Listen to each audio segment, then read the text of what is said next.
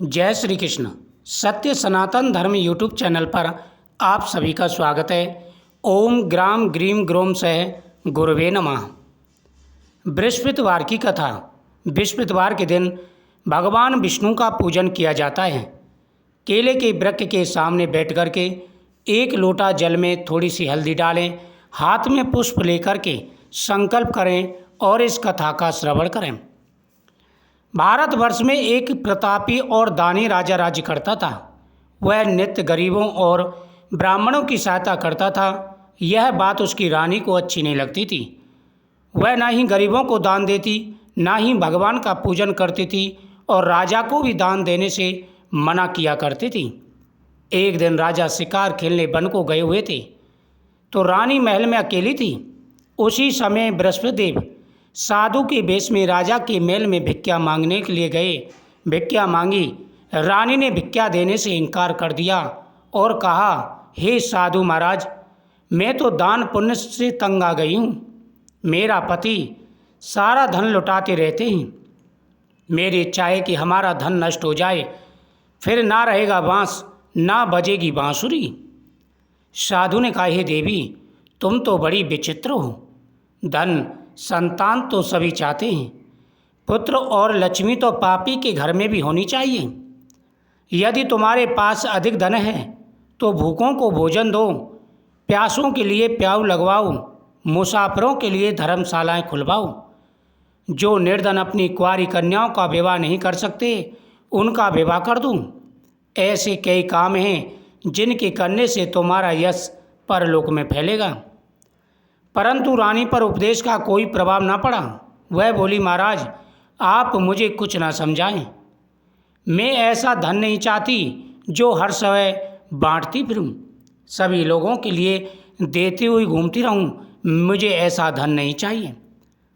साधु ने उत्तर दिया, हे देवी, यदि तुम्हारी ऐसी इच्छा है तो तथास्तु। तुम ऐसा करना कि बृहस्पतिवार को घर लिपकर पीली मिट्टी से अपना सिर धोकर स्नान करना, भट्टी चढ़ाकर कपड़े धोना। ऐसा करने से आपका सारा धन नष्ट हो जाएगा। इतना कहकर वह साधु महाराज वहाँ से अलोप हो गई। साधु के अनुसार कई बातों को पूरा करते हुए रानी को केवल 3 बृहस्पतिवार ही बीते थे। उसकी समस्त धन संपत्ति नष्ट हो गई। भोजन के लिए राजा का परिवार तरसने लगा। राज्य प्रजा दुखी रहने लगी। तब एक दिन राजा ने रानी से कहा कि हे रानी, तुम यहीं रहो, मैं दूसरे देश को जाता हूँ, क्योंकि यहाँ पर सभी लोग मुझे जानते हैं, इसलिए मैं कोई छोटा मोटा कार्य भी नहीं कर सकता।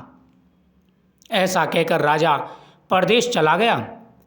वहाँ वह जंगल से लकड़ी काट कर लाता और शहर में बेचता। इस तरह वह अपना जीवन व्यतीत करने लगा। इधर राजा की परदेश जाते ही रानी और दासी दुखी रहने लगी। कभी भोजन मिलता, कभी भूखे रह जाते।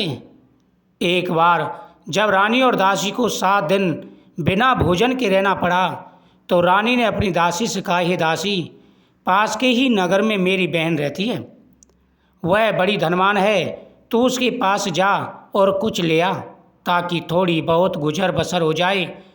दासी रानी की बहन के पास गई। उस दिन गुरुवार था और रानी की बहन उस समय बृहस्पतिवार का व्रत की कथा सुन रही थी। दासी ने रानी की बहन को अपनी रानी का संदेश दिया, लेकिन रानी की बड़ी बहन ने कोई उत्तर नहीं दिया। जब तक दासी को कोई उत्तर नहीं मिला वह खड़ी रही। जब दासी को रानी की बहन से कोई उत्तर काफ़ी देर के बाद नहीं मिला तो वह बहुत दुखी हुई और उसे क्रोध भी आया। दासी ने वापस आकर रानी को सारी बात बता दी। सुनकर रानी ने अपने भाग्य को कोसा। उधर रानी की बहन ने सोचा कि मेरी बहन की दासी आई थी, परंतु मैं उससे कुछ नहीं बोली, इससे वह बहुत दुखी हुई होगी। कथा सुनकर और पूजन समाप्त करके वह अपनी बहन के घर आई और कहने लगी, है बहन, मैं बृहस्पतिवार का व्रत कर रही थी, तुम्हारी दासी मेरे घर आई थी, परंतु जब तक कथा होती है तब तक ना तो उठते हैं और ना ही बोलते हैं, इसलिए मैंने उसे कोई उत्तर नहीं दिया। कहो, तुमने दासी को किस लिए भेजा था? रानी बोली, बहन, तुमसे क्या छिपाऊं? हमारे घर में खाने तक को अनाज नहीं था। ऐसा कहते कहते रानी की आंखें भर आईं। उसने दासी समेत पिछले 7 दिनों से भूखे रहने की बात अपनी बहन को विस्तार से सुना दी। रानी की बहन बोली, देखो बहन, भगवान बृहस्पति देव सबकी मनोकामनाओं को पूर्ण करते हैं। देखो, शायद तुम्हारे घर में अनाज रखा हूँ। पहले तो रानी को विश्वास नहीं हुआ, पर बहन के आग्रह करने पर उसने अपनी दासी को अंदर भेजा तो उसे सचमुच अनाज से भरा एक घड़ा मिल गया।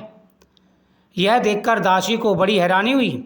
दासी रानी से कहने लगी, हे रानी, जब हमको भोजन नहीं मिलता तो हम व्रत ही तो करते हैं, इसलिए क्यों ना इनसे व्रत और कथा की विधि पूछ ली जाए ताकि हम भी व्रत करें। तब रानी ने अपनी बहन से बृहस्पतिवार के व्रत के बारे में पूछना चाहा। उसकी बहन ने बताया, बृहस्पतिवार के व्रत में चने की दाल और मुनक्के से विष्णु भगवान का केले की जड़ में पूजन करें तथा दीपक जलाए, व्रत कथा सुने और पीला भोजन ही करें। इससे बृहस्पति प्रसन्न होते हैं। व्रत और पूजन विधि बताकर रानी की बहन अपने घर को लौट आई।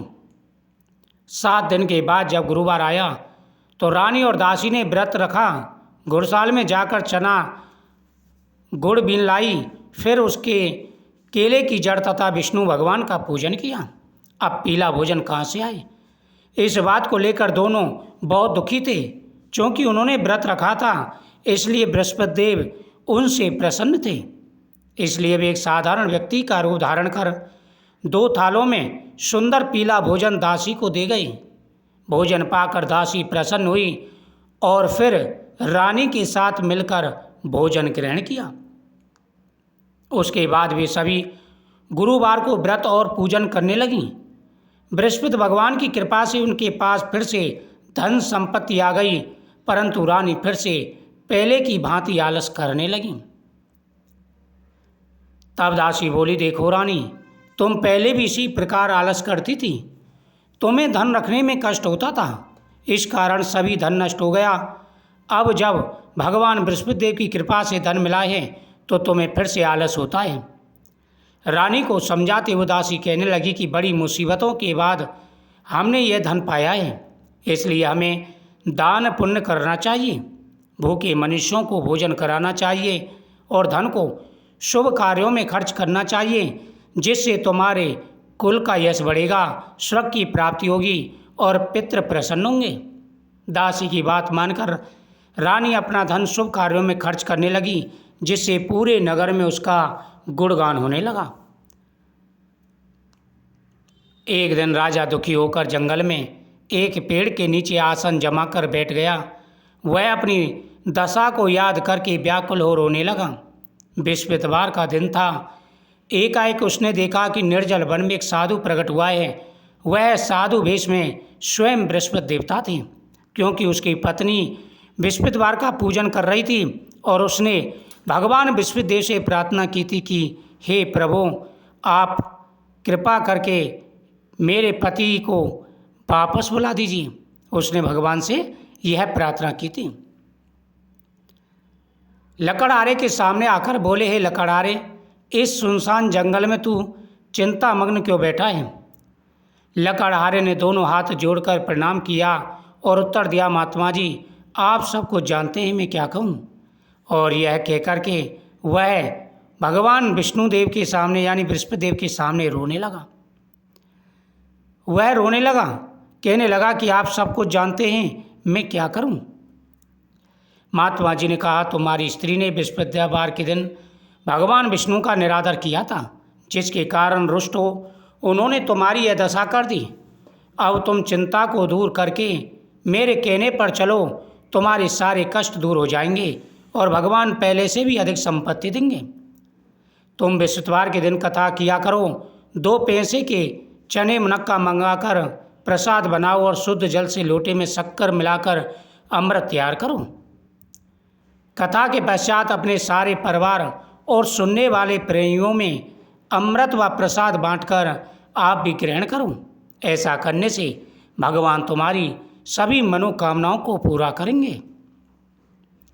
साधु के ऐसे वचन सुनकर लकड़हारा बोला, प्रभु, मुझे लकड़ी बेचकर इतना पैसा नहीं मिलता जिससे भोजन के उपरांत मैं कुछ बचा सकूं। मैंने रात्रि में अपनी स्त्री को व्याकुल देखा है। मेरे पास कुछ भी नहीं जिससे मैं उसकी खबर मंगा सकूं। साधु ने कहा, हे लकड़हारे, तुम किसी बात की चिंता मत करो। बृहस्पति के दिन तुम रोजाना की तरह लकड़ियां लेकर शहर को जाओ। तुमको रोज से दूना धन प्राप्त होगा, जिससे तुम भली भांति भोजन कर लोगे तथा बृहस्पति देव की पूजा का सामान भी आ जाएगा। इतना कहकर साधु अंतर्ध्यान हो गए। धीरे धीरे समय व्यतीत होने लगा। फिर वही बृहस्पतिवार का दिन आ गया। राजा ने चना गुड़ आदि लाकर गुरुवार का व्रत किया। उस दिन से उसके सभी कलेश दूर हुए, परंतु जब दोबारा गुरुवार का दिन आया तो बृहस्पतिवार का व्रत करना भूल गया। इस कारण बृहस्पति भगवान नाराज हो गए। उस दिन उस नगर के राजा ने विशाल यज्ञ का आयोजन किया तथा शहर में यह घोषणा कर दी, कोई भी मनुष्य अपने घर भोजन ना बनावे। समस्त जनता मेरे यहाँ भोजन करने आवे। इस आज्ञा को जो न मानेगा उसे फांसी की सजा दी जाएगी। इस तरह की घोषणा संपूर्ण नगर में करवा दी गई। राज आज्ञा हुई। राजा के आज्ञानुसार शहर के सभी लोग भोजन करने गए, लेकिन लकड़हारा कुछ देर से पहुंचा। इसलिए राजा उसको अपने साथ लेवा ले गए और ले जाकर भोजन कर रहे थे। रानी की दृष्टि उस खूंटी पर पड़ी जिस पर हार लटका हुआ था। हार माँ दिखाई नहीं दिया। रानी ने निश्चय किया कि मेरा हार मनुष्य ने चुरा लिया है। उसी समय सिपाहियों को बुलाकर उसको जेल में डलवा दिया। जब लकड़हारा कारागार में पड़ गया, बहुत दुखी होकर विचार करने लगा, ना जाने कौन से पूर्व जन्म के कर्म से मुझे यह दुख प्राप्त हुआ है। उसी साधु को याद करने लगा जो जंगल में मिला था। उसी समय तत्काल बृहस्पति देव साधु के रूप में प्रकट हो गए। उसकी दशा देखकर कहने लगे, मूर्ख, तूने बृहस्पतिवार के दिन ना ही कथा की और ना ही व्रत किया, इसलिए तुझे दुख प्राप्त हुआ है। अब चिंता मत कर। बृहस्पतिवार के दिन कारागार के दरवाजे पर 4 पैसे पड़े मिलेंगे। उनसे तू विश्वदेव की पूजा करना, तेरे सभी कष्ट दूर हो जाएंगे। बृहस्पतिवार के दिन उसे 4 पैसे पड़े मिले। लकड़हारे ने कथा कही। उसी रात्रि को बृहस्पतिदेव ने उस नगर के राजा को स्वप्न में दर्शन देकर कहा, तुमने जिस आदमी को कारागार में बंद कर दिया है वह निर्दोष है, वह राजा है, उसे छोड़ देना। रानी का हार उसी खूंटी पर लटका हुआ मिलेगा। अगर तू ऐसा नहीं करेगा तो मैं तेरे राज्य को नष्ट कर दूंगा। इस तरह रात्रि के उस स्वप्न को देख राजा प्रातःकाल उठा और खूंटी पर हार देकर लकड़हारे को बुलाकर क्षमा मांगी तथा लकड़हारे को योग्य सुंदर वस्त्रभूषण देकर विदा किया। बृहस्पतिदेव की आज्ञा अनुसार लकड़हारा अपने नगर को चल दिया। जब अपने नगर के निकट पहुंचा तो उसे बड़ा आश्चर्य हुआ। नगर में पहले से अधिक बाग, तालाब, कुएं तथा बहुत सी धर्मशालाएं, मंदिर आदि बन गए।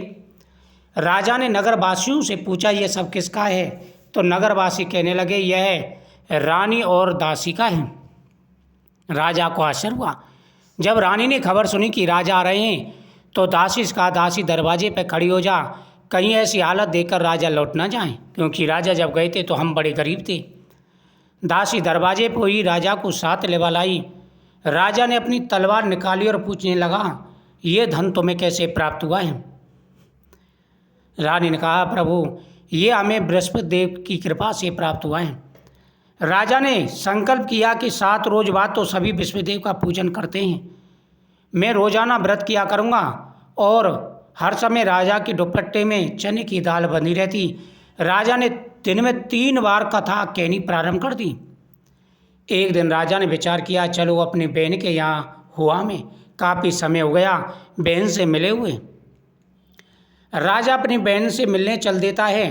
रास्ते में कुछ आदमी मुर्दे को लिए जा रहे थे। राजा ने उनको रोकर कहा कि भाई, तुम मुर्दे को लेकर के तो जा ही रहे हो, भगवान का नाम है, मेरी कथा सुन लो। कुछ लोगों ने इतराज उठाया, लेकिन कुछ कहने लगे कि कहो। राजा ने दाल निकाली, कथा कहने लगा। कथा आधी हुई, मुर्दा हिलने लगा और जैसे ही कथा समाप्त हुई, पूर्ण हुई, मुर्दा उठ कर के खड़ा हो गया। राजा आगे चला। उसे किसान खेत में हल चलाता मिला। राजा ने उसे देखा और कहा, भाई, तुम मेरी बृहस्पतिवार की कथा सुन लो।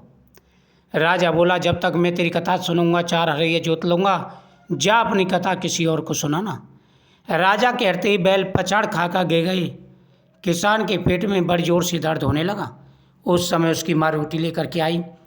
उसने बेटे से सवाल पूछा तो बेटे ने सभी हाल कह दिया। बुढ़िया दौड़ी दौड़ी घुड़सवार के पास गई और उससे कहने लगी, मैं तेरी कथा सुनूंगी, तू कथा मेरे खेत पर चल कर कहना। राजा ने बुढ़िया के खेत पर जाकर कथा कही, जिसको सुनकर उसका लड़का ठीक हो गया। राजा अपने बहन के घर पहुंचा। बहन ने भाई की खूब मेहमानी की। दूसरे दिन राजा ने देखा सभी लोग भोजन कर रहे हैं। राजा ने कहा, बहन ऐसा कोई मनुष्य है जिसने भोजन ना किया हो, मेरी बृहस्पतिवार की कथा सुन ले।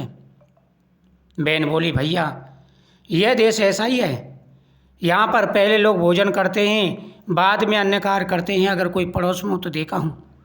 ऐसा कहकर देखने चली गई। उसे कोई व्यक्ति नहीं मिला जिसने भोजन ना किया हो। अंत में वह एक कुमार के घर गई जिसका लड़का बीमार था। उसने कहा कि मेरे भाई की कथा सुन सकते हैं। कुमार तैयार हो गया। राजा ने जाकर कथा कही, जिसको सुनकर उसका लड़का ठीक हो गया। अब तो राजा की प्रशंसा होने लगी। एक दिन राजा ने अपनी बहन से कहा, बहन हम अपने घर को जाएंगे, तुम भी तैयार हो जाओ।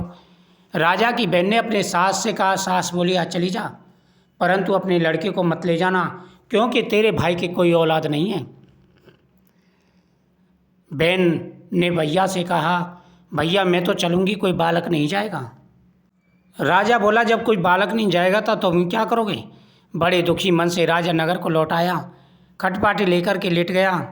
रानी बोली कि स्वामी क्या बात है। उन्होंने कहा, हम निर्वंशी राजा हैं, हमारा मुंह देखने का धर्म नहीं है। रानी बोली, प्रभु बृहस्पति देव ने हमें सब कुछ दिया है, तो औलाद अवश्य देंगे। उसी रात को बृहस्पति देव ने राजा से स्वप्न दर्शन देकर कहा, हे राजन, सोच को त्याग दे, किसी प्रकार की चिंता मत कर, तेरी रानी गर्भ से है और शीघ्र ही तुझे संतान की प्राप्ति होगी। जब राजा ने यह बात सुनी तो बड़ी खुशी हुई। 9वें महीने में ही उनके यह सुंदर पुत्र पैदा हुआ। तब राजा रानी से कहने लगा कि स्त्री बिना खाए रह सकती है, बिना कहे नहीं रह सकती। जब मेरी बहन आवे तो मुझसे कुछ मत कहना। रानी ने सुन के हाँ कह दिया। राजा की बहन ने शुभ समाचार सुना तो बधाई लेकर भाई के आई। तभी रानी ने कहा, घोड़ा चढ़कर नहीं आई, गधा चढ़ी आई। राजा की बहन बोली, भाभी मैं इस प्रकार ना कहती तो तुम्हें औलाद कैसे मिलती। बृहस्पति वैसे ही हैं, जैसे जिसके मन में कामना वो सभी की पूर्ण करते हैं। जो सद्भावना पूर्वक बृहस्पतिवार का व्रत करता है, कथा पढ़ता है, सुनता है, दूसरों को सुनाता है, बृहस्पति देव उसकी सभी मनोकामनाएं पूरी करते हैं। बोल बृहस्पति भगवान की जय। बृहस्पतिवार की दूसरी कथा। प्राचीन काल में एक ब्राह्मण रहता था।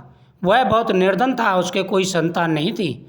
उसकी स्त्री बहुत मलिनता के साथ रहती। वह स्नान न करती, किसी देवता का पूजन न करती।